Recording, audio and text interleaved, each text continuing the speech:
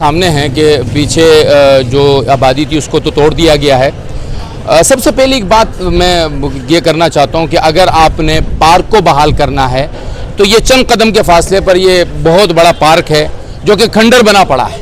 आप पहले उसे बहाल करें जिसकी जगह भी आपके सामने खुली हुई है। यहाँ तो अल्लाह का घर बना हुआ है ना, इसको क्यों तोड़ने पर तुले हुए हैं आप? ये मैंने जैसे अभी कहा कि ये ईमानों से खेलने वाली बात है।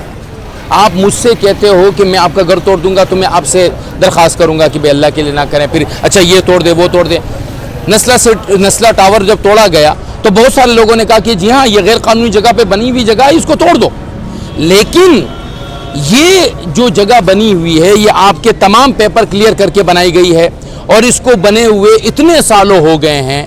अब इसके बाद शरई तौर पे हम सब फ़िक़ह हनफी से ताल्लुक़ रखते हैं। पाकिस्तान में 95% आबादी फ़िक़ह हनफी से ताल्लुक़ रखती है।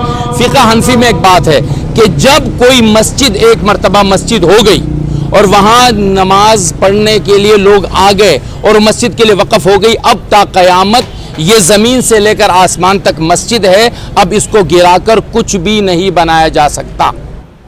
आपके इदारों ने इस मस्जिद के लिए पेपर दिए, आपके इदारों ने इस मस्जिद के लिए इजाज़त दी, आपके इदारों ने इस मस्जिद को बाकायदा सब कुछ दिया। अब अगर आप इसको तोड़ते हैं इसका मतलब यह है कि आपने मुसलमानों के जो जज्बात है, जो ईमान है, जो यहाँ पर नमाजें हैं, उन सब को आप कह रहे हैं। कल ही एक सवाल आया कि जनाब ऐसे कब्ज़े की जगह पर नमाज पढ़ना जायज़ है कि ना जायज़ है। मतलब आप ये कह रहे हैं कि गुज़श्ता 40 साल से जो यहाँ नमाजें हो रही है वो नमाजें लोगों की गारत हो चुकी है, वो लोगों की बर्बाद हो चुकी है। नहीं, ऐसा नहीं है।